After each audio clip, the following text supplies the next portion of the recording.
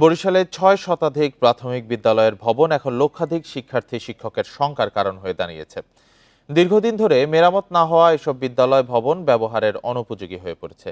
তবে বরাদ্দ পেলে দ্রুত ভবনের মেরামত করা হবে বলে আশ্বাস সংশ্লিষ্টদের। বান্ডেল থাকলে প্রতি সেনমানিতে টাকা বাঁচবে। বিকাশ সেনমানি বান্ডেল কিনে জিতুন প্রতি লেনদেনে। বরিশাল নগরীতে দিয়াপাড়া সরকারি প্রাথমিক বিদ্যালয় প্রতিষ্ঠিত হয় ১৯৪৩ সালে। দীর্ঘ সময় সংস্কার না হওয়ায় এখন জরাজীর্ণ হয়ে পড়েছে ছাদ। ২০১২ সালে ৩টি শ্রেণীকক্ষ পরিত্যক্ত ঘোষণা করেছে এলজিইডি।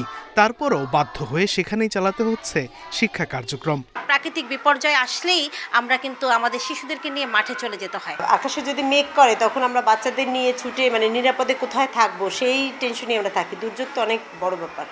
বর্ষা সবসময় পানি পড়ে, পানি ছাদ চুয়ে পানি পড়ে।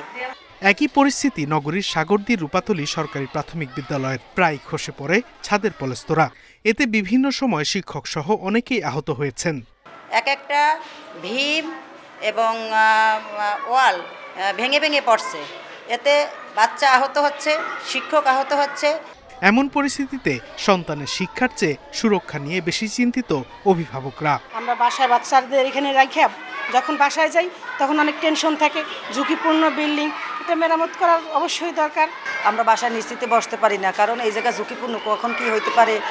বিদ্যালয় ভবনের দুরবস্থার কথা স্বীকার করে দ্রুত সংস্কার ও মেরামতের আশ্বাস প্রাথমিক শিক্ষা উপপরিচালকের। ঝুঁকিপূর্ণ বিদ্যালয় যে সকল উপজেলার অধীন সেই তালিকাগুলো অধিদপ্তরে প্রেরণ করা হয়েছে। আমরা আশা করছি আগামী PDB 5-এ এই সকল ঝুঁকিপূর্ণ বিদ্যালয়ের জায়গায় পুনঃ ভবন প্রতিষ্ঠা হবে। বরিশাল বিভাগের ৬ জেলায় ৬,২৪১টি প্রাথমিক বিদ্যালয়ের মধ্যে ৬৪৬টিতে শিক্ষা কার্যক্রম চলছে ঝুঁকিপূর্ণ অবস্থায়। Independent news.